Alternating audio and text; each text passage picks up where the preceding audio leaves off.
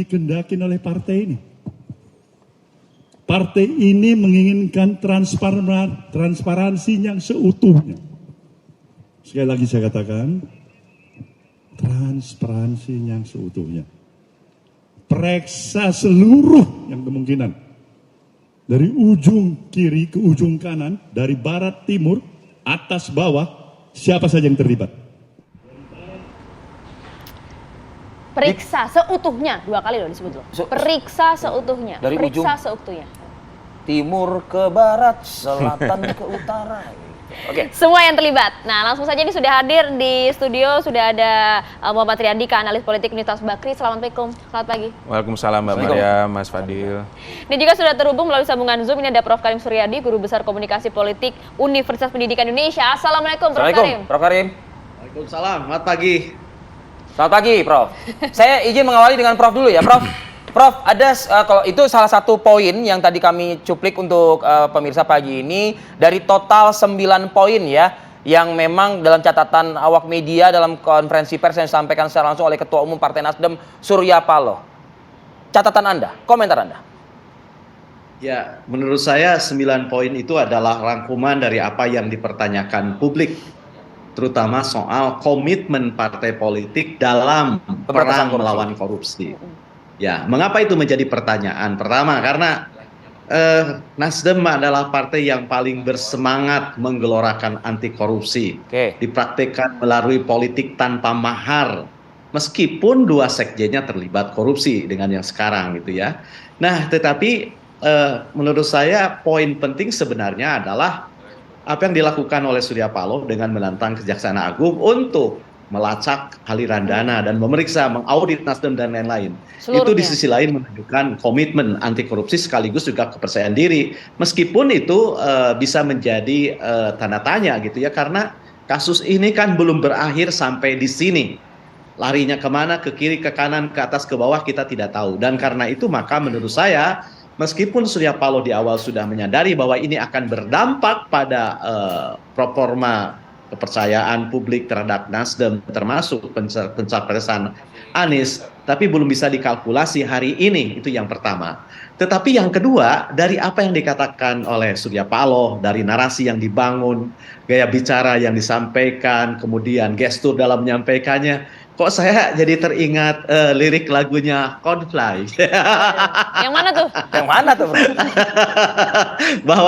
bahwa tetes air mata itu kan seperti air terjun yang jatuh gitu ya. Kau bisa menyakitiku dan kau bisa menyakitiku, tapi akan kukibarkan benderaku. Wah, ini luar biasa. Ngeri kali. Cocok banget gitu ya. Cocok banget syair ini. Bait ini cocok banget. Jadi artinya, nah itu yang pertama. Yang kedua, saya menggarisbawahi sebenarnya, apakah publik akan mempertanyakan komitmen Surya Paloh, partai ini tidak memadai dan harus dibubarkan ketika terlibat korupsi. Itu yang pertama gitu ya. Yang kedua pertanyaannya adalah apakah ini akan berhenti pada Partai Nasdem atau pada partai-partai lain? Kenapa? Karena kita tahu, semua orang tahu, habitat korupsi ini terjadi dan ada pada partai-partai lain. Dalam pemerintahan Joko Widodo saja misalnya, ada 5 menteri yang sudah terlibat korupsi dan itu dari partai yang berbeda. Nah, dengan kacamata yang setara dan egaliter, tanpa memilih partai manapun, kita berharap sebenarnya partai politik adalah entitas yang paling bersih dari korupsi. Kenapa? Karena tindakannya mengatasnamakan warga, mengatasnamakan masyarakat. Partai politik, politisi adalah entitas yang bertindak untuk dan atas nama masyarakat. Itu yang kedua. Kemudian catatan yang ketiga dari saya adalah bagaimana sebenarnya menumbuhkan preferensi anti korupsi. Bukan hanya dalam pembangunan partai politik, tetapi juga bagaimana preferensi anti korupsi itu terlihat dalam langkah-langkah yang diambil oleh partai politik, baik dalam mengajukan calon legislatif, dalam mengajukan calon presiden, dan dalam mengajukan berbagai pejabat publik dalam semua level, dalam semua lini. Itu ingin kita baca. Bukan hanya narasi, bukan hanya wacana yang dibangun, tetapi preferensi artinya keberpihakan. Dan tindakan memilih jalan anti korupsi bukan yang lain. Kita butuh tegas seperti itu sebenarnya. Oke. Ya, Mas Tri, catatan-catatan dari Prof. Karim tadi, seberapa besar kemudian mempengaruhi kepercayaan publik terhadap Nasdem, meskipun juga Pak Surya Paloh nyatakan mendukung proses hukum, transparansi utuh, kupas tuntas seutuhnya? Ya, kalau dari pidato Pak Surya Paloh ini kan sebenarnya pesan utamanya adalah ada politisasi di balik penangkapan Pak Joni Plate. Oke. Ya, jadi dan kami sebagai pengamat atau saya sebagai pengamat sulit untuk tidak mencium aroma politik dari peristiwa penangkapan Pak Joni Plate gitu ya. Artinya bukan tentu belum berarti ada intervensi politik dalam proses hukum, belum berarti seperti itu juga. Mungkin buktinya lengkap ya. Proses hukum. Meskipun intervensi politik terhadap hukum ini tidak bisa dimaknai tunggal. Ini pandangan yang cukup bervariasi. Misalnya gini, kalau presiden memerintahkan kepada kejaksaan hukum sekian tahun untuk Pak Joni Plate, itu intervensi hukum. Iya. Dan memang presiden tidak boleh masuk ke dalam urusan yudisial. Tetapi presiden boleh masuk ke dalam tahapan untuk mengevaluasi bagaimana kinerja dari lembaga-lembaga hukum. Kalau tidak sesuai dengan aspirasi masyarakat, maka itu hak presiden untuk bisa mengevaluasi Polri, mengevaluasi Kejagung misalnya. Jadi dalam definisi tidak boleh masuk dalam urusan yudisial itu dibenarkan. Tetapi saya melihat sebelum penangkapan Pak Joni Plate sebagai seorang presiden, pasti Pak Presiden sudah mendapatkan laporan bahwasanya anak buahnya akan ditangkap, ya. Dan pilihan Pak Presiden untuk membiarkan atau untuk menahan itu kan pilihan politik sebenarnya. Jadi nuansa politis tidak bisa dipisahkan dari penangkapan Pak Joni Plate. Bagaimana dampaknya? Saya melihat ada dua dampaknya, Mas. Dampak bagi Partai Nasdem. Pertama, dampak untuk koalisi, yang kedua dampak untuk kandidasi. Ya. Dampak untuk koalisi, apakah dengan adanya peristiwa ini akan merubah haluan politik Pak Surya Paloh yang saat ini telah mendukung Pak Anies Baswedan, gitu ya?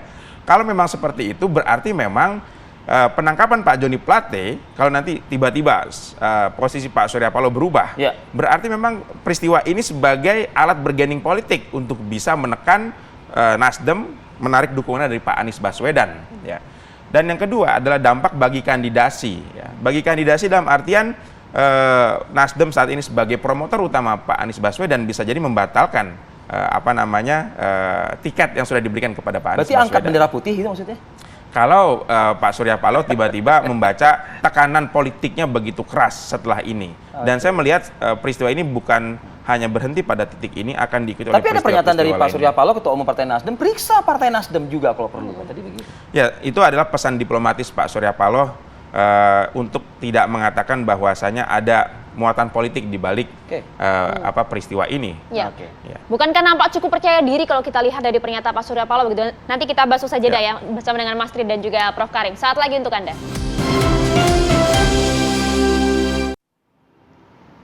Sebelum ke Prof. Karim, saya lanjut lagi ke Mas Andika. Mas Andika, saya kepikirannya gini, Mas. Apakah untuk konstituen, apakah untuk publik saat ini, ya kan, akan menganggap Partai Nasdem atau pencapresan Anies Baswedan ini, satu, wah ternyata tidak komit dengan janjinya, sebagaimana tadi Prof. Karim mengatakan seperti itu.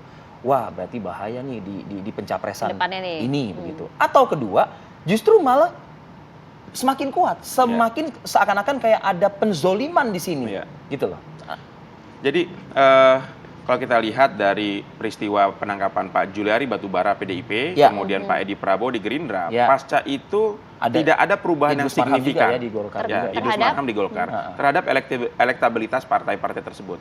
PDIP tetap nomor 1, Gerindra tetap nomor 2, gitu ya, dan Golkar tetap nomor 3. Artinya saya melihat meskipun ada dampak elektabilitas, tetapi tidak signifikan.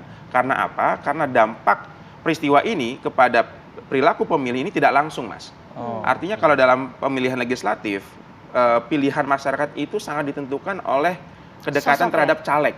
Ya. Jadi ini kalau peristiwa ini membuat caleg-caleg Nasdem ini menjadi goyang, ya pasti akan berpengaruh terhadap elektabilitas Nasdem. Tetapi justru kalau peristiwa ini justru membuat caleg-caleg Nasdem semakin terkonsolidasi, semakin semangat seperti Mas Fadil katakan tadi, ya bukan tidak mungkin suara Nasdem akan lebih besar dibandingkan dengan pemilu 2019. Iya, itu dia. Seperti mungkin tidak apple to apple membandingkan dengan 2004 pada saat Partai Demokrat pada saat itu gitu kan, suaranya cukup luar biasa kan begitu. Dan kita juga tidak boleh lupa bahwa di 2019 Partai Nasdem adalah partai terbesar yang mendapatkan peningkatan kursi di DPR. Cukup signifikan ya, cukup signifikan. Mengalahi PDIP. PDIP hanya bertambah 19, sementara Nasdem hingga bisa 28 atau 29. Dari 35 kursi ke 59 kursi. Dan Partai Nasdem menjadi partai nomor 1 dalam aspek peningkatan kursi di DPR dan elektabilitas di 2019. Ya itu dia, kalau kita lihat dari segi elektabilitas nanti partai terkait dengan pencalekannya. Tapi bagaimana dengan pilpresnya nanti, dengan kandidasi dari Partai Nasdem, Prof. Karim? Sebenarnya begini, pengikut partai itu kan bisa dibagi-bagi ya. Ada yang menjadi penggemar biasa seperti penggemarnya musik, ada yang penggemar ideologis, itu yang mereka mengidentifikasi sebagai bagian dari partai itu. Nah, mereka yang mengidentifikasi menjadi bagian dari partai itu sangat stabil dan amat konstan terhadap pengaruh apapun. Dan ini sebenarnya loyalitas yang dibangun oleh identifikasi kepartian seperti ini bagus untuk mengukuhkan bangunan partai politik, tapi jelek bagi pembangunan demokrasi. Jeleknya di mana? Karena eksesnya apapun perubahan yang ditawarkan dan itu menentang, melawan, menggoyahkan keyakinan partai, dia akan tolak gitu. Dan dia akan kukuh pada siapapun yang dimajukan oleh partainya tanpa evaluasi. Jadi kita akan melihat secara teoretik beda antara sikap politik dengan identifikasi kepartaian.